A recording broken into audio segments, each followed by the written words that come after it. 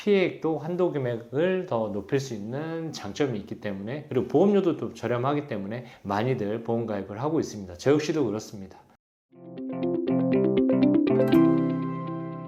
보험금 청구의 기술 보청기 구독자 여러분 반갑습니다. 자, 오늘 다룰 내용은 착한 보험 상품인 일상생활 배상책임보험에 대해서 얘기해 보도록 하겠습니다. 일상생활 배상책임보험이란 보험 가입자가 소유하고 있는 주택의 소유 사용 관리로 인한 사고 또는 피보험자의 일상생활 중에 타인을 다치게 한 경우, 타인의 대인 및 대물사고에 따른 손해가 발생한 경우에 그에 따른 법률상 손해배상 책임보험을 보상하는 보험을 일상생활 배상책임보험이라고 얘기를 합니다. 자, 종류로는 일상생활 배상책임보험이 있고 자녀 일상 배상책임보험이 있고 가족 일상 배상책임보험, 크게 세 가지로 구분이 보통 되고 있습니다. 보험의 이익을 받는 피보험자의 범위를 상품별로 좀 보면 일상생활 배상책임보험은 보험 가입자 본인하고 배우자, 피보험자로 둘 수 있고, 자녀 일상 배상책임보험은 미혼 자녀 30세 이하인 경우에 단독 피보험자로 둘 수 있고, 가족 일상 배상책임보험은 보험 가입자 본인, 배우자, 자녀, 그다음에 보험 가입 시 주소지로 되어 있는 곳에 동거 중인 친족까지 피보험자로 들 수가 있습니다.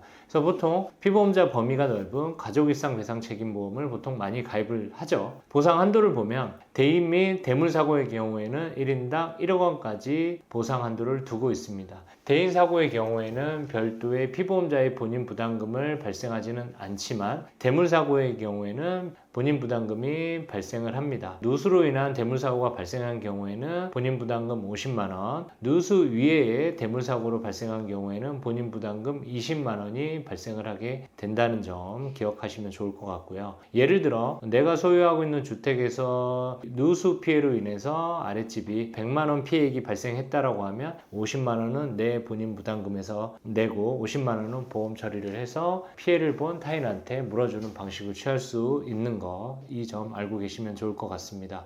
그래서 배상책임보험은 2개 이상 가입을 하면 지금 얘기했던 본인 부담금이 상황에 따라 없을 수도 있고 많이 경감되죠. 그리고 피해액도 한도 금액을 더 높일 수 있는 장점이 있기 때문에, 그리고 보험료도 또 저렴하기 때문에 많이들 보험 가입을 하고 있습니다. 저 역시도 그렇습니다. 그래서 구체적으로 보상하는 손해, 보상하지 않는 손해를 보면, 보상하는 손해는 우선 학교 중에서 발생한 사고 배상 책임 가능합니다. 그리고 스키나 보드 타다가 서로 이제 스키나 보드어들끼리 충격하는 사고 배상 책임 가능하고요. 인력으로 이제 운영하는 자전거나 이제 킥보드 사고가 발생한 경우에 보상 처리 가능합니다. 이런 경우가 가능한 경우가 좀 해당이 되고, 그리고 개물림 사고도 당연히 보상이 가능하고요. 이런 사고가 보상하는 손해에 좀 해당이 되고, 중요한 건 보상하지 않는 손해죠. 보상하지 않는 손해는 피보험자의 고의사고, 또 피보험자의 심신상실 등으로 인한 정신질환으로 인한 사고, 피보험자의 일방적인 폭행사고에 따른 부분들은 일상 배상 책임으로 보상되지 않습니다. 그리고 피보험자가 업무 수행 중에 타인을 다치게 한 경우는 이 또한 보상하지 않습니다. 업무 중의 사고는 또 별도의 보험이 있기 때문에 일상배상책임보험에서는 면책으로 규정을 하고 있습니다.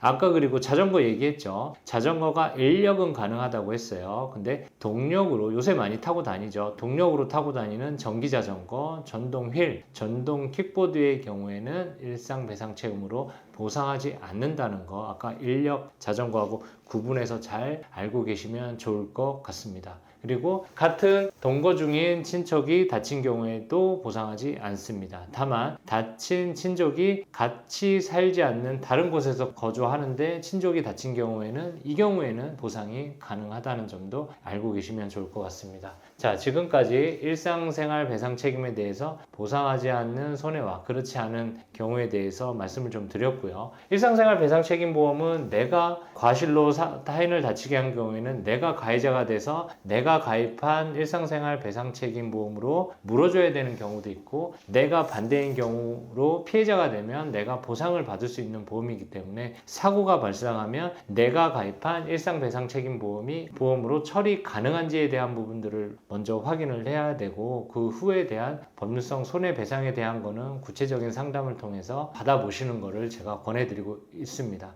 오늘 내용과 관련해서 궁금한 사항은 보청기 무료 상담 이용해 주시면 성심성의껏 답변 드리고 다음에 더 좋은 주제로 찾아뵙도록 하겠습니다. 감사합니다.